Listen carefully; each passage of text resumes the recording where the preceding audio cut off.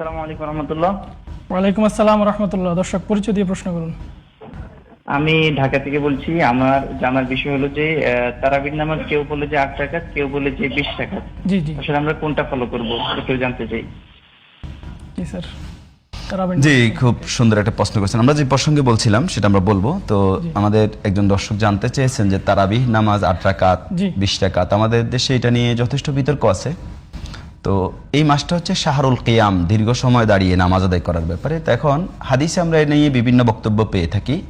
রাসূলুল্লাহ সাল্লাল্লাহু আলাইহি ওয়াসাল্লাম 8 রাকাতের বেশি রমাদান এবং রমাদানের বাইরে কখনোই রাতের নামাজ তিনি পড়তেন না। এই ধরনের একটা হাদিস আছে সহিহ বুখারীতে আয়েশা সিদ্দিকা রাদিয়াল্লাহু তাআলা আনহা থেকে বর্ণিত যে লা ইয়াজিদু আলা সামানিয়াতি রাকাতিন ফি রমাদান ও ফি গায়রি। তো রমাদানের বাইরে রমাদানের মধ্যে 8 রাকাতের বেশি তিনি পড়তেন না। আবার ইবনু আব্বাস রাদিয়াল্লাহু তাআলা আনহু থেকে সহিহ বুখারীতে হাদিস আসছে, মাইমুনা রাদিয়াল্লাহু তাআলা আনহার ঘরে রাসূলুল্লাহ সাল্লাল্লাহু আলাইহি ওয়াসাল্লাম একদিন রাত্রি যাপন করেন।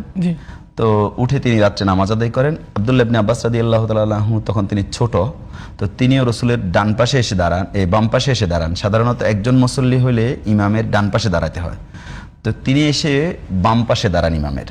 তো আব্দুল্লাহ রাসূল সাল্লাল্লাহু আলাইহি ওয়াসাল্লাম তাকে নামাজে থাকা অবস্থায় এরকম ধরে পিছন দিক দিয়ে টেনে তাকে ডান পাশে নিয়ে আসেন।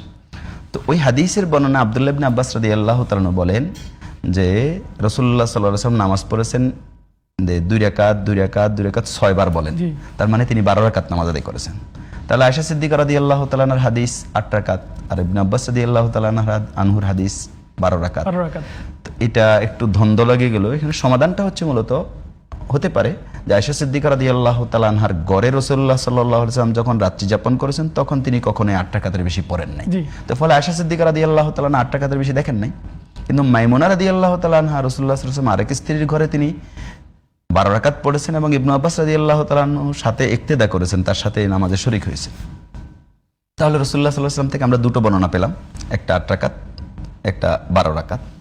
জন্য 3-4 ঘন্টা ধরে নামাজ আদায় করা, এটাই হচ্ছে মূলত তারাবির গুণগত মান। কিন্তু আমাদের দেশে দুঃখজনক হলেও সত্য, আমরা রাকাত নিয়ে খুব মারামারি করি, কিন্তু আমরা গুণগত মান, তেলাওয়াতটা ধীরস্থিরতার সাথে করা, রুকুটা সিজদাটা ধীরস্থিরতার সাথে করা, এটা আমরা বেশি গুরুত্ব দেই না। ইমাম ইবনে তাইমিয়া রাহিমাহুল্লাহ কনক্লুশন দিয়েছেন এভাবে উপসংহারটা। তিনি বলছেন 10 এবং 40-এর মাঝামাঝি পর্যায়টা হচ্ছে 20টা, এটা মধ্যম পন্থা, অতএব এটাই সবচেয়ে উত্তম। এবং আমি মনে করি এবং হানাফি মাযহাবের ইমামদেরও ফতোয়া হচ্ছে 20 রাকাত, এবং আমাদের দেশে 20 রাকাতই চলে। তো আমরা অযথা ঝগড়া না করে আমাদের নামাজের গুণগত মানের দিকে দেখা উচিত, এবং যেখানে 20 রাকাত হয় সেখানে 20 রাকাত পড়া উচিত। হ্যাঁ, কোনো মসজিদে যদি 8 রাকাতও হয় সেখানে আমাদের 8 রাকাত পড়া উচিত। কিন্তু কেউ যাতে 20 রাকাতের মসজিদে আমরা 8 রাকাত পড়ে বের না হয়ে যায়। রাসূলের একটা হাদিস বলি, ইমাম তিরমিজি হাদিসটা বর্ণনা করেছেন যে মান কামা ইমাম মাল ইমামে হাত্তা ইয়ানসারিফা কুতিবা লাহু কিয়ামুল লাইলাতিন। কোনো ব্যক্তি যদি এই রাতে জামাতের সাথে নামাজ পড়ার সময় ইমামের সাথে শেষ পর্যন্ত দাঁড়িয়ে থাকতে পারে, তাহলে সারা রাতের নফল নামাজের সওয়াব তাকে দেওয়া হবে শেষ করা পর্যন্ত। এজন্য ইমামের সাথে শেষ করা উচিত।